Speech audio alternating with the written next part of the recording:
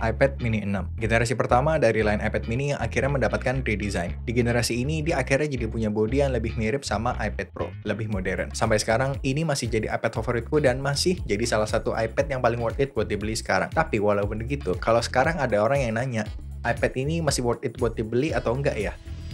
Itu agak susah jawabnya. Supaya jelas, kita harus cerita dulu nih, apa aja use case-ku buat iPad mini 6 ini. Yang pertama, script. Mungkin agak mengagetkan, tapi buat yang sekarang pakai MacBook Pro atau bahkan komputer yang lebih powerful lagi daripada itu dan dipakai untuk nulis script, sebenarnya bisa loh kita pakai gadget yang kayak iPad mini aja. Ya intinya ini gadget pilihanku lah buat nulis script, balas-balasin email, intinya yang berhubungan sama huruf-huruf gitu tapi nggak terlalu berat lah, kerjaan ringan aja. Pas pakai di rumah, iPad ini gue sambungin ke keyboard Logitech MX Keys yang udah aku pakai selama beberapa tahun dan masih jadi favoritku sampai sekarang. Bahkan sekarang ada yang versi yang nggak ada numpad-nya gini ya kalau yang berasa keyboard ini tuh kegedean. Kalau pas mau aku bawa keluar, aku biasa bawa keyboard compact budget dari Gojodok. Aku lupa nama persis serinya tuh apa, nanti aku cantumin di bawah pokoknya. Untuk ukuran harga segini dia oke banget. Nothing special tapi get the job done. Minusnya paling cuma satu. Buat ngecasnya dia masih pakai port micro USB, GPR. Betul, semua yang aku sebut barusan tuh pakai HP juga bisa, tapi kan layar HP tuh kecil banget ya. Jadi lebih nyaman dikerjain di iPad mini 6 yang layarnya tuh ukurannya sekitar 8,3 inci. Desain bezel yang lebih kecil ini juga bikin dia tuh makin enak buat use case berikutnya, yaitu entertainment. Desainnya yang udah lebih modern dan size bezel yang semakin kecil tuh bikin dia enak banget dipakai buat mengkonsumsi entertainment. Misalnya nonton YouTube atau film, main game, dipakai nonton TikTok juga bisa. Kalau berasa nonton TikTok di HP itu kurang gede, puas banget ya pakai ini, dijamin tuh gede banget. Dan walaupun chip di dalam iPad mini 6 ini bukan M1, dia tuh di dalamnya udah pakai chip A15 yang sama kayak iPhone 13, 13 Pro dan iPhone 14 yang biasa. Jadi udah cukup powerful untuk hampir segala kebutuhan. Berikutnya aplikasi monitor and control.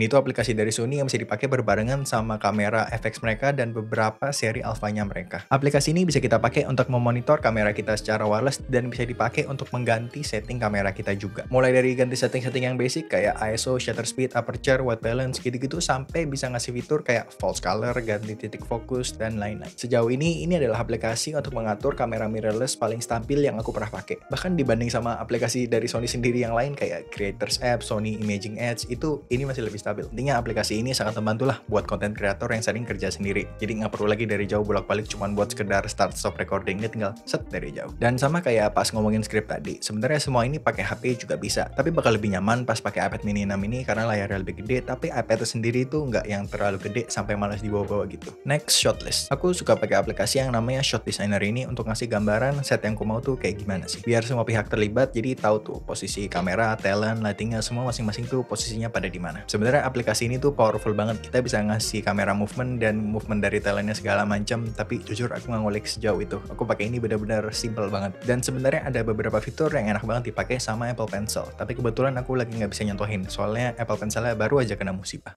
Kira-kira siapa ya pelakunya?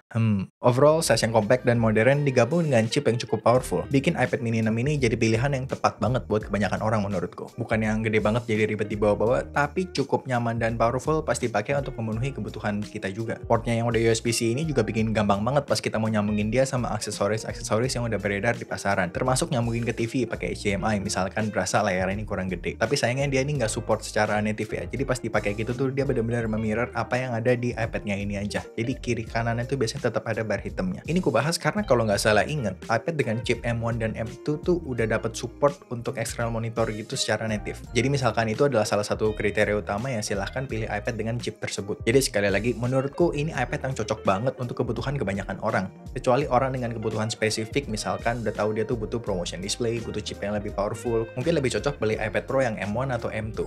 Tapi iPad Pro M1 ini harganya kan nggak murah juga ya, dan beda tipis banget sama MacBook Air M1 yang kalau kita beli iPad tuh cuma dapat tabletnya aja gitu, sedangkan kalau kita beli MacBook Air itu udah dapat keyboard dan trackpadnya juga. Dan bahkan tuh harga MacBook Air M1 kalau kita beli yang refurbished atau second tuh bisa lebih murah daripada si iPad Pro M1. Jadi iPad Pro M1 ini ada di posisi yang agak aneh menurutku sekarang ya. Tapi balik lagi tergantung kebutuhan orang. Jadi kalau memang ada kebutuhan spesifik yang cuma ada di iPad Pro, ya silakan ambil itu. Tapi menurutku buat kebanyakan orang iPad mini sih. Lalu kalau sebagus itu, kenapa susah nih buat ngerekomen iPad mini ini sekarang? iPad mini 6 ini kan keluar udah beberapa tahun yang lalu ya, sekitar September 2001, yang berarti kalau dihitung-hitung tuh udah sekitar hampir 2,5 tahun yang lalu dia keluar. Ini bisa dibilang bukan waktu yang sebentar lah untuk ukuran teknologi. Jadi ada kemungkinan line iPad mini ini akan dapat refresh sebentar lagi. Apalagi kalau kita ngelihat Apple tahun lalu tuh sama sekali nggak ngeluarin iPad baru, malah ngeluarin Apple Pencil USB-C Jadi buat kaum mending atau yang takut, aduh kalau beli iPad ini keluar yang baru gimana? Ya udah jangan beli, tunggu aja yang baru itu keluar. Karena kalau masih bisa mikir begitu, itu berarti biasanya nggak butuh tuh iPad-nya, tapi kepengen aja. Dan kalau kita ngelihat generasi iPad mini sebelum ini, jeda waktunya tuh paling cepat 1 tahun dan paling lama 4 tahun. Nah sekarang 2,5 tahun kita ada di tengah-tengah nih, jadi agak sulit ditebak. Dan memang ada rumor kalau bakal dapat update. Jadi katanya bakal keluar nih iPad mini 6 di pertengahan atau akhir tahun 2024 ini.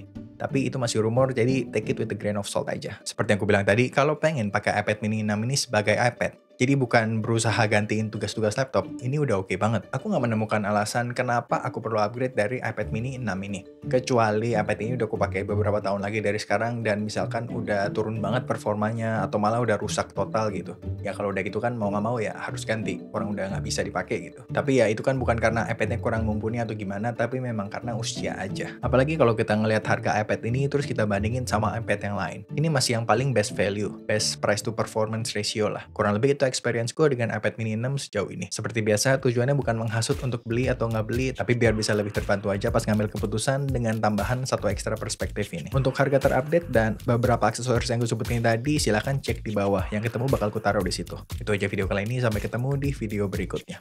Bye.